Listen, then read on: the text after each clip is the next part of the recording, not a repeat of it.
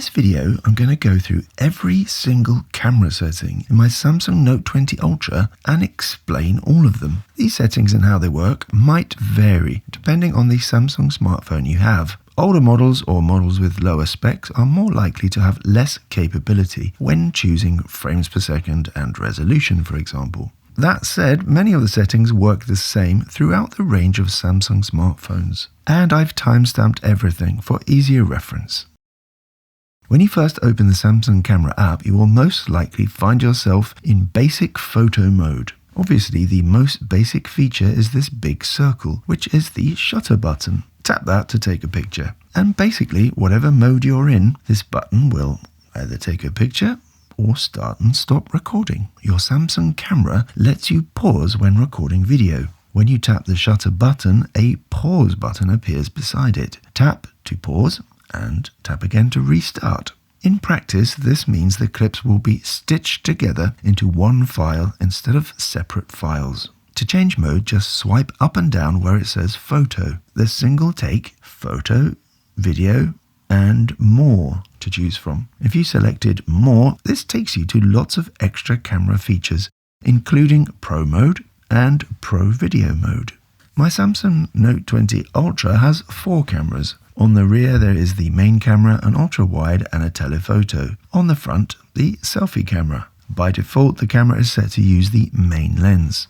This camera has the best sensor, so I advise you to use this camera if you want the best quality photos and videos. To switch to the telephoto, tap the icon with the single tree-shaped object in it. On my device, this immediately uses the optical 5x zoom. At the same time, a menu of other zoom strengths opens up. In my case, I can go up to 50x zoom, but anything over 5x will be digital zoom. And digital zoom can get very pixelated if you set it to a higher level. After a few seconds, the zoom strength selector slides away, but you can open it again easily by tapping the tele lens button again. You can also zoom in and out using 2 fingers in a pinch and unpinch movement on the screen. Now you get a slider which you can use to swipe up and down for more precision zooming. If you're zoomed in and you want to reset to the 1x main sensor, just tap the middle icon with the 2 tree shapes. This also switches back to the main lens, of course. If you're zoomed in more than 5x, you can reset to 5x by tapping the telephoto lens selector again. When you zoom in very close, a guide pops up in the top left corner, and this allows you to see around the frame to help you frame your shot. This also lets you know when the camera's stabilisation has steadied the shot by turning from white to yellow. So if you wait until it's gone yellow and then take the photo, your photo is less likely to be blurred from handshake. To select the ultra-wide angle lens, tap the button with the 3 tree shapes in it. Again, the zoom selector appears, allowing you to switch zoom levels more easily. And once you have selected the ultra-wide angle lens, you can pinch in and out for fine adjustments to your framing. So it starts at 0.5x, but you can zoom in to 0.7x, for example. And as soon as you reach 1x, the phone will automatically switch to the main camera. So this means there are 3 ways to switch cameras. The 3 buttons, the zoom selector, and pinching in and out with your fingers on the screen. To switch to the front, or selfie camera, tap the button above the shutter button with the 2 arrows in a circle. Another way is to swipe left to right or right to left on the screen. In any camera mode, when you tap the screen, the camera will try to focus and set exposure correctly using that point as a reference. You will see a white circle appear. If you want to make sure these settings are locked, tap and hold that white circle until it turns yellow and the little padlock symbol closes. Now, if you move the camera, the exposure and focus are fixed and will not change to adjust to the different light or objects. Whether exposure is locked or not, you can adjust exposure by sliding your finger left and right below the circle. This moves a small slider, this dot on a line, which indicates your current exposure adjustment setting. To unlock exposure and focus, simply tap on another area of the frame. Below or to the side of the shutter button is the gallery button. Tap this to open up your gallery. So then you just swipe left and right to view. There's a row of buttons down the left side of the screen, or at the top if you're holding the phone vertically. And these buttons change depending on which mode you're in. Starting from the top, we have a button that looks like a magic wand. And this is a filter button. This is available for both photo and video mode. Tap this to access various filters to change the look and tone of your image. There's 3 options to choose from. Face gives you a bunch of beauty mode settings. Tap the face to enable this and now adjust the settings to your needs from the list below. You can adjust eye size, jawline, tone and smoothness. Smoothness simply smooths out your skin. Filters opens up a menu of various preset color filters to apply. Swipe through and then use the slider to adjust the strength. In My Filters, you can create your own custom filters based on a photo from your gallery. Tap the square with the plus sign and choose a photo from your gallery. A filter based on the look of this photo will now be automatically created. So this might be useful if you want to create a series of photos with a constant feel and look. Tap where it says Filter 1, or whatever number you have, to rename the filter. Then save, and the filter will now be stored for later use. Below the filter button is a button with a square and a small triangle. Tap this to enable motion photo. What motion photo does is essentially shoot a short video instead of a single frame photo. The video will start capturing before you actually press the shutter button. For example, if you're taking a photo of something live, like sports, motion photo will make it easier to capture the exact moment a goal is scored or someone crosses the finishing line. And this is pretty similar to burst mode. So take a photo with motion photo, open the photo in the gallery, tap View Motion Photo, and now you can see your photo as a video clip. Swipe to get the best frame and tap this square button on the left to select that frame. You can also turn this clip into a GIF using the second button. By the way, you can also choose a still frame from any video clip. Here's a video clip I shot a few days ago. So stop the video on the frame I want and press this button here. A still photo from that frame will now be saved into your gallery. In photo and video mode, you get a frame ratio selector button on the left or top, depending on which way you're holding it. In this device, the choices I have are full, which uses the full screen, 1:1, which is square, 16:9, which is a pretty common ratio. Then there's 4:3 and 4:3 108 megapixels. If you choose the 108 megapixel option, the photo taken uses the entire main sensor of your camera.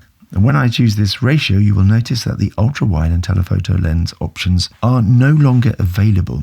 That's because the 108 megapixel sensor is actually the main sensor, while the other cameras use smaller sensors. In video mode, the options I have are full, 1:1 and 16:9. But if I switch to Pro Video mode, and now I get a 21:9 widescreen option as well. In photo mode, the next button down is the timer function. Just tap and select from 4 options: off, 2, 5 and 10. Now when you tap the shutter button, the camera will count down the selected number of seconds before taking the photo. I found that when using this mode, the camera will not adjust focus once you've set the timer going. So if you wanted to take a photo of yourself by pressing the shutter and then quickly running around into frame, you might find yourself out of focus. Next button down is the camera flash. Tap to open up 3 options: always off, auto, and always on. Auto will only use the flash when there's not enough light. In video mode, below the ratio picker button is a button for enabling super steady stabilisation. And this uses extra digital stabilisation to make your videos come out even smoother.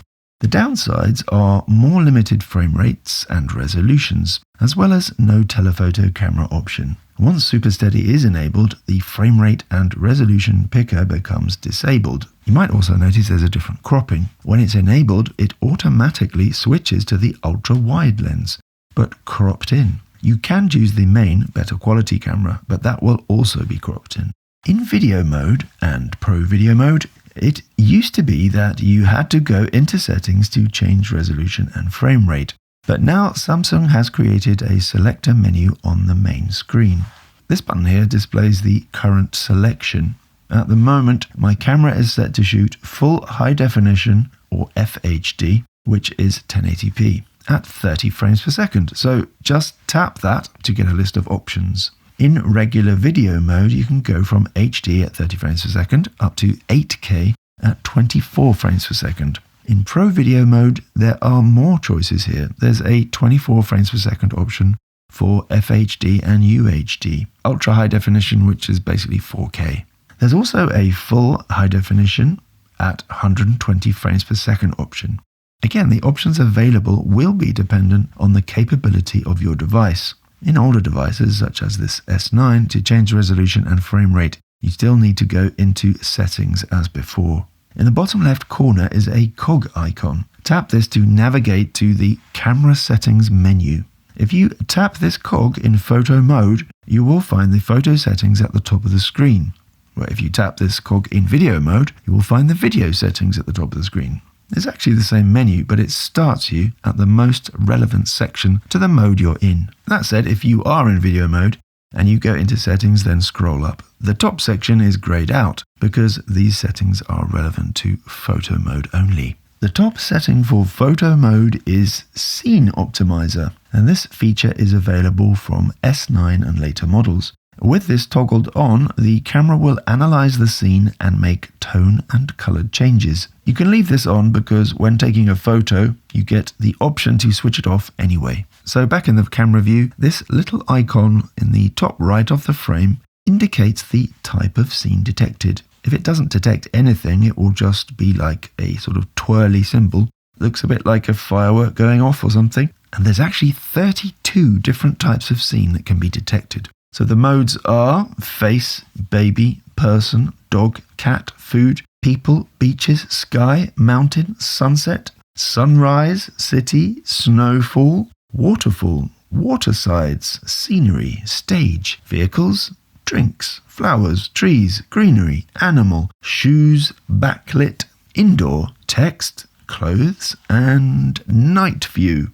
At the moment, my guess is this house symbol stands for indoor mode. So if I put my hand in front of the lens, you can see the Scene Optimiser doesn't have a mode for that, so it just reverts to the twirly symbol. If I take my hand away, interior mode returns. If I aim at a plant, it switches to what I presume is a trees mode, or plants.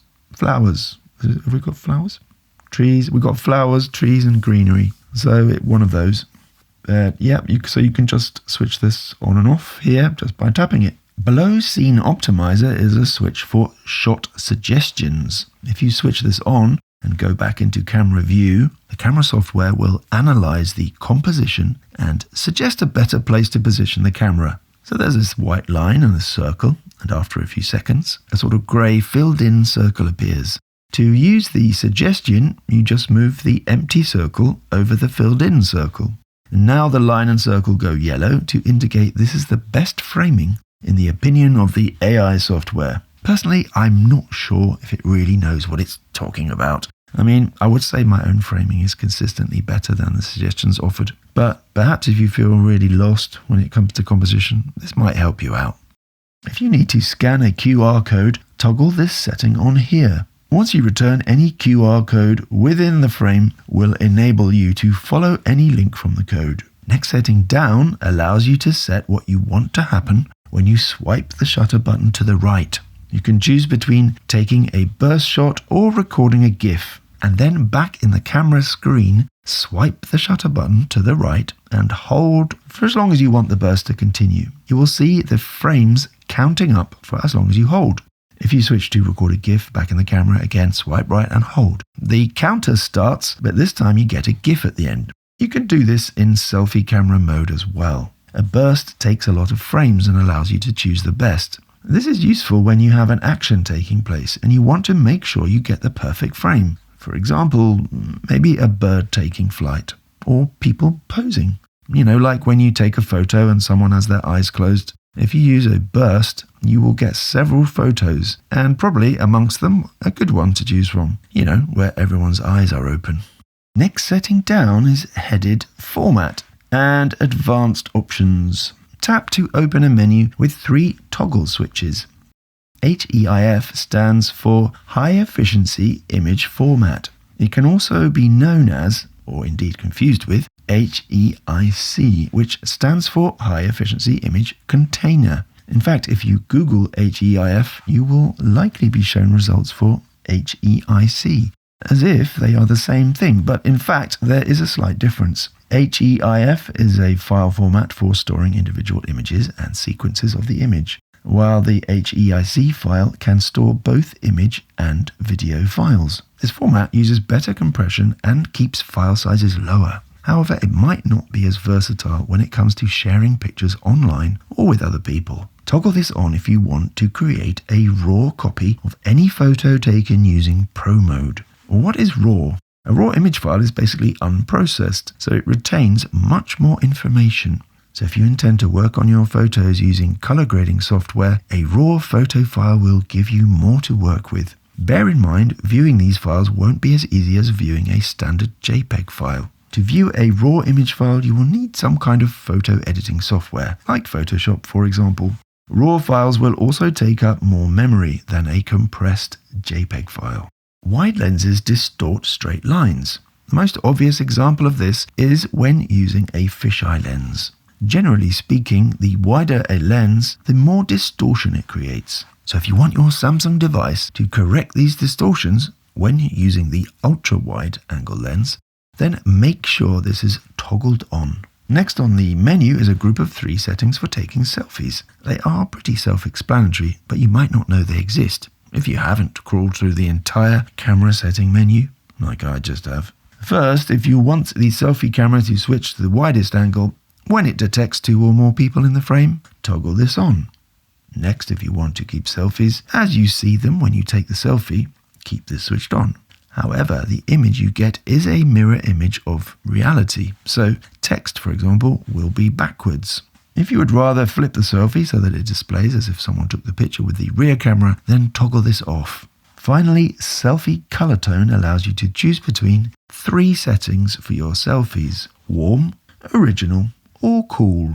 Now we get to some settings for video. Tapping Advanced Recording Options opens a new menu of 3 toggle switch options. Toggling on high efficiency videos means your videos will be recorded in the more efficient HEVC format. HEVC stands for High Efficiency Video Codec and is better at compressing video than the old AVC format. These formats are also known as H.264 and H.265. The downside of HEVC is that some platforms or devices may not be compatible, which means this format is less versatile. If in doubt, toggle it off. HDR10 Plus is a video format that adds dynamic range by embedding dynamic metadata into the video file. An HDR10 Plus compatible display uses the dynamic metadata to apply dynamic tone mapping.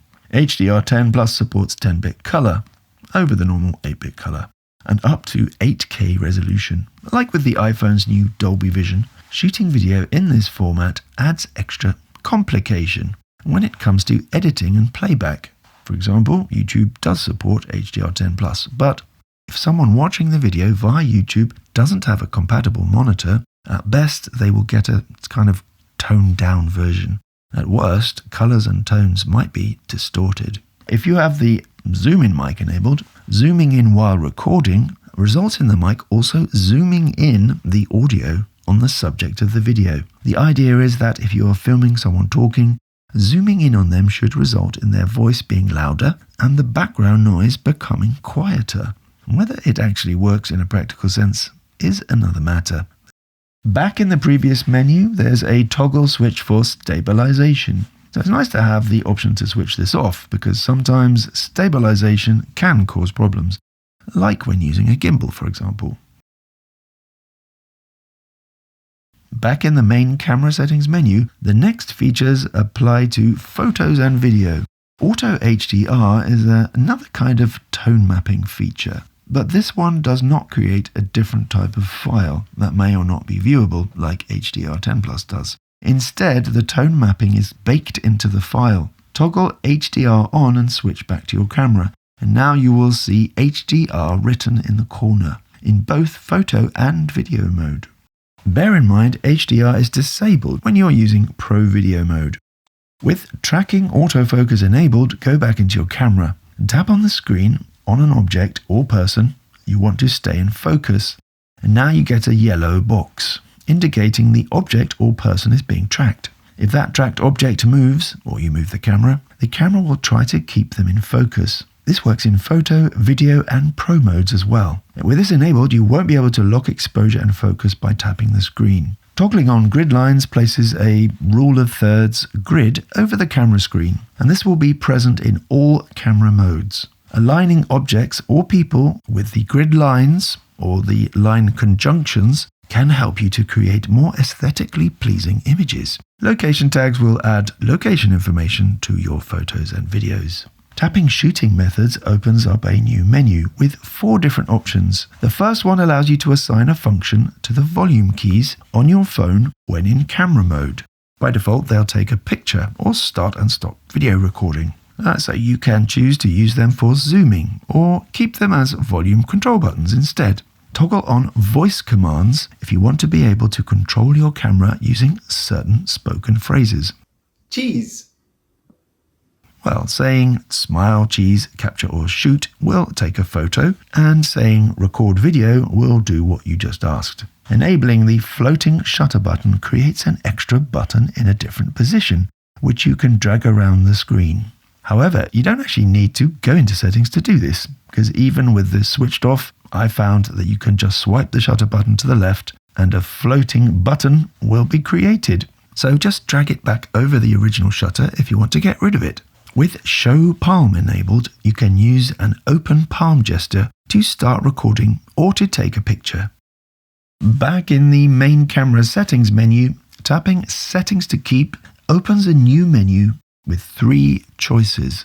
Essentially, you can set your camera to remember certain settings rather than reverting to default settings when you close and reopen the camera. For example, you can choose to set the camera to reopen in the last mode used, like video instead of photo. Selfie angle will keep the last choice and also will not automatically switch to a wider camera when it detects more than one person in the frame.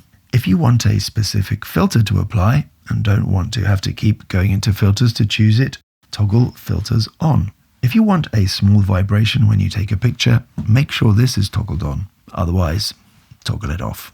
Now at the bottom, the final setting will reset all your camera settings to the default, the same as when you first got the phone. Apart from photo and video mode, there's also the single take mode.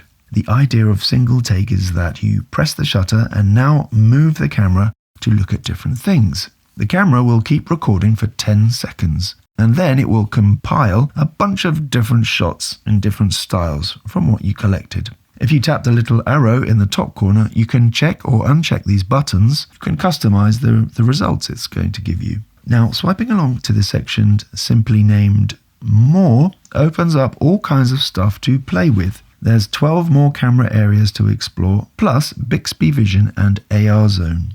If you ever feel the need to rearrange these buttons, tap the plus sign button, and now tap and hold the icons to switch them around.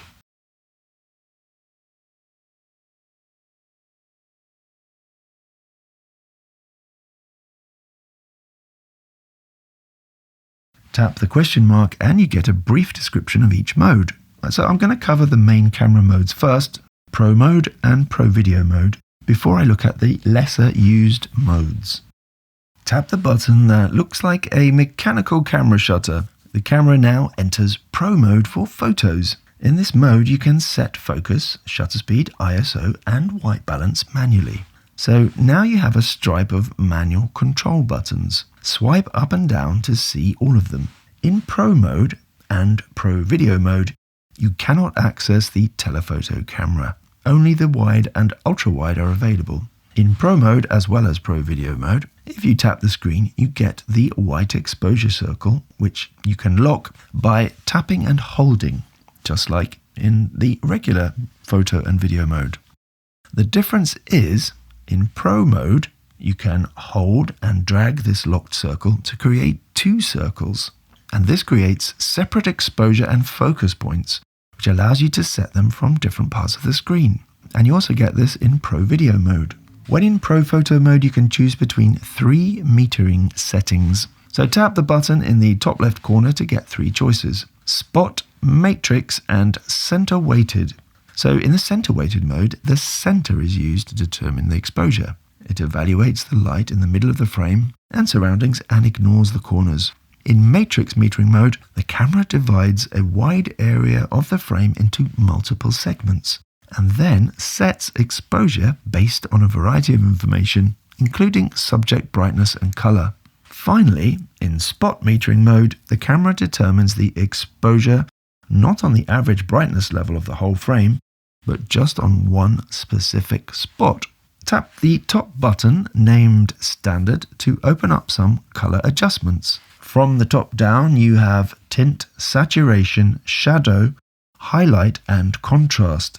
To adjust each setting, use the slide control. To get back to the previous buttons, tap the back arrow. Tap the WB or white balance button to open the slider control.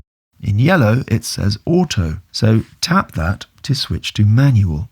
Alternatively, just swipe up and down on the slider control. Now you can see your white balance setting, which is measured in kelvins. In photography, this is known as color temperature. Different types of light have different temperatures. So if you want your camera to record that light so it looks natural, white balance needs to be set correctly. So for example, candlelight would be around 1000 to 2000 kelvins, while daylight with a clear sky would be about 5000 to 6500 kelvins. Usually the auto white balance does a good job, but if there's a situation where you have 2 or more different light temperatures, then parts of your image might look a bit off. In that case, adjusting white balance manually could help you get better photos. The next button down is Focus. If it's currently set to Auto, you will see the letters AF for autofocus. If it's set to Manual, you will see MF. Tap the button to open up the slider control. This time, tapping Auto does not switch to Manual, so you will need to swipe up and down on the slider. While you are adjusting focus, you will most likely see a green tinge appearing, and this is the focus peaking feature, which can be used to help set focus correctly. Basically, the green outline tells you what's in focus. Next down is exposure compensation. Tap to open and then swipe up and down to set a negative or positive compensation value. What this does is use whatever exposure settings you have, auto or manual, and adjust them to a brighter or darker value. So if you think the auto exposure setting looks too bright, simply stop it down here. Below the exposure compensation button, you can see a number, and this is telling you whether the camera thinks your frame is under or overexposed. The number 00 means correct exposure. A negative is underexposed and a positive number is overexposed. If the number is grey, that is considered to be a good exposure range. It's fine. It's saying you'll get away with that. That's okay. When it's red, your camera believes this is badly exposed. Below the exposure compensation button is the shutter speed button. Tap to open up the control and tap auto to switch to manual, or just swipe up and down on the slider control. Once the shutter is in manual mode, the exposure compensation button becomes disabled. But the exposure value is still displayed, so this way you can use this value as an exposure meter. Using manual shutter control, you can set shutter speeds up to 1/12,000th of a second, so all the way down to 30 seconds. As you can imagine, such slow shutter speeds are not to be used for regular photography. A slow shutter can be used to photograph the night sky and capture light that would otherwise not register on your camera's sensor, such as stars, for example. You can also get those slow shutter motion blur effects, such as streaking car headlamps and blurred cascading water. You will almost certainly need a tripod when taking slow shutter photos. A regular shutter speed for photos would be somewhere around 1/50th of a second and upwards. The faster the shutter speed, the less motion blur you will get in the photo. The next thing down is ISO. Tap to open up the slide controller. If you leave shutter speed in auto, when you adjust the ISO, the shutter speed will automatically adjust to set the correct exposure. Adjust the ISO and you can see the shutter speed changing accordingly. But if the shutter is in manual mode, adjusting the ISO will change the brightness of the image instead. So generally speaking, a low ISO is better as there will be less digital noise and less pixelation. So if you want to reset and go back to auto settings, just tap the reset button at the bottom. Pro Video mode has pretty similar features to Pro Photo mode, but there are a few key differences. If you haven't watched the Pro Photo mode part, then do so first because I won't be going over things like shutter speed and ISO again and focus, as they all work exactly the same way. Like in Pro Photo mode, you can tap and lock exposure and focus and then drag the yellow circle to create 2 separate points for each. So for example, I can set focus here and exposure here. So let's run through the differences. First of all, note there is an audio level meter on the left of the screen. You also have the option to enable an exposure histogram by tapping this button in the top left corner. Pro Video mode has a zoom control. Swipe to get the top button and tap to open the zoom slider control. And this allows up to 10 times digital zoom.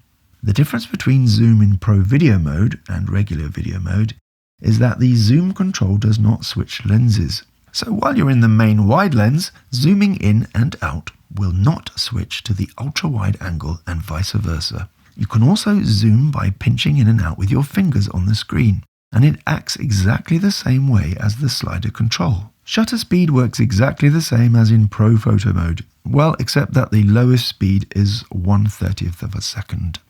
Is it 1/20th or 1/24th if it's in 24 frames per second? Let's check. Another difference from Pro Photo mode is the inclusion of microphone setting controls. The last button before the reset button opens up microphone settings, but it also tells you the current setting. At the moment it is set to use all microphones, but if I plug in a USB-C mic, then it automatically changes to record audio from that mic, and it tells you. One thing to note is that if you have an external microphone plugged in and you tap the reset button, the audio resets to record from the device's mic, even if you still have the external mic plugged in. So just be careful when you're tapping that button. Tap the mic button to open up settings. You can now adjust volume level using the slide control.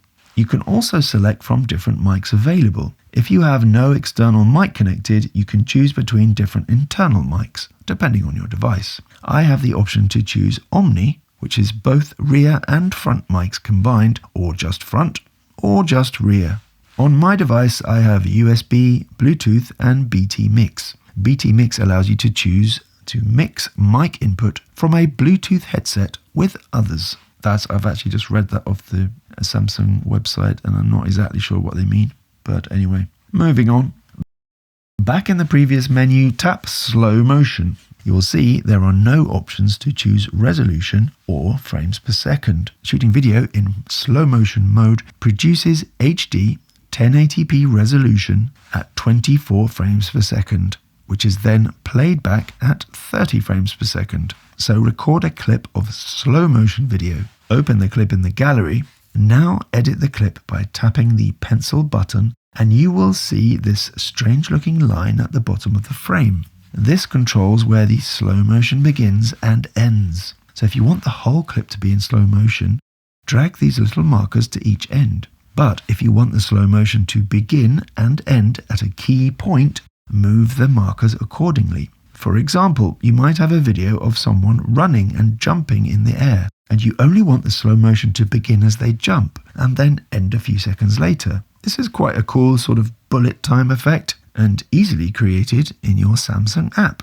When you're done, save the video and the app will create a new video, and the slow motion is now embedded. So you can't go into this new video and edit the slow motion again. However, you can go back to your original clip and redo things. You can also change the speed of the slow motion when you tap on the slow motion area. Choose between 1/8, 1/4 or 1/2 speed. As well, split allows you to create 2 slow motion areas. If you decide not to use one of them, you can just delete it.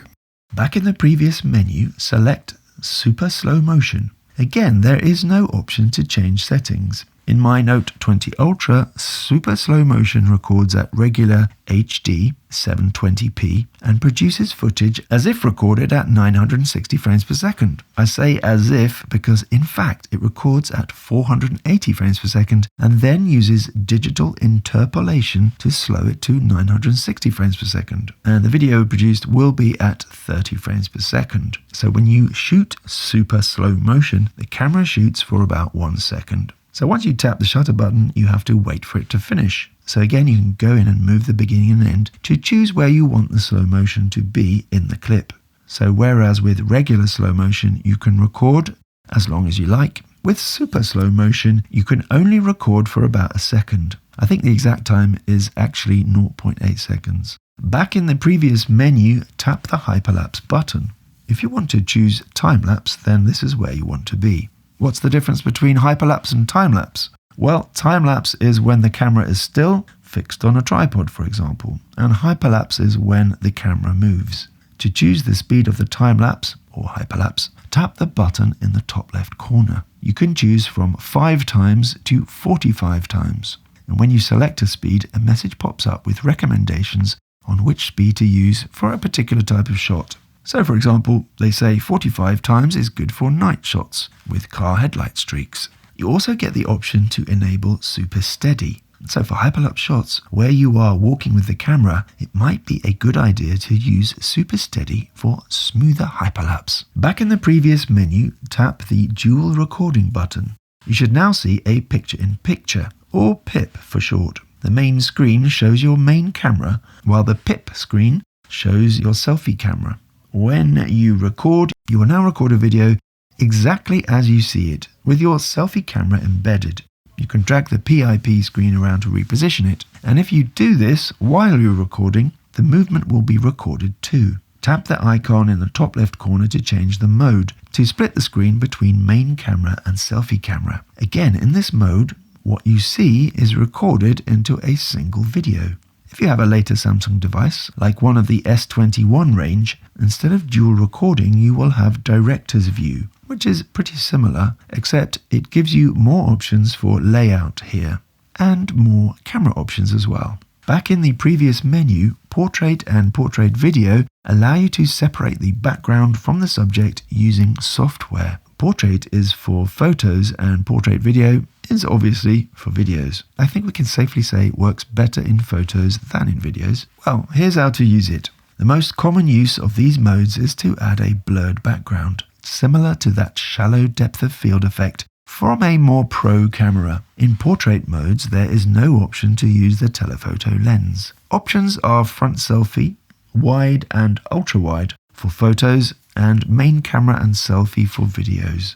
Aim at the subject and wait for it to say it's ready. If you are too far from the subject or move too far during the shot, the mode might actually stop working. So if you want to select a different background effect, tap the effect picker, which is a yellow circle around a yellow dot. Yeah, so this row of effects that you get to choose from is different depending on whether you're in the portrait photo mode or portrait video mode. So for example, big circle, that just looks crazy, doesn't it? It's only available in the video mode. So wait, if we switch to portrait photo, and now you can see we've got the studio, which seems to add a sort of beauty mode. Oh, what's that do? Ah, that's the beauty mode sort of thing. It's actually not bad. And then this is big circle, and it looks a bit, that can be a bit crazy. The thing is where it goes weird is when you have, it becomes harder for the phone to draw a mask when the mask is more complicated. So obviously if we take down intensity, just put it on 1, and now it's not There's still some little shimmering going on. When you've taken a photo in portrait mode, you can actually edit the background effect after you've taken the photo. Where it says change background effect, just tap that, and now we can switch between those modes again. And we can also change the level and this weird effect, whatever that is. It seems to add a sort of highlight. Yeah, it just adds a sort of highlight. That's quite nice actually, isn't it? Night mode uses multi-frame processing to combine 30 images into one clear photo. The extra light captured by the phone's camera sensors will help your photos appear bright and enhanced. Back in the previous screen, tap night or the moon symbol, and all cameras will be available for this mode. When you take a photo in night mode, as the camera is taking 30 frames, you need to hold your camera as still as possible.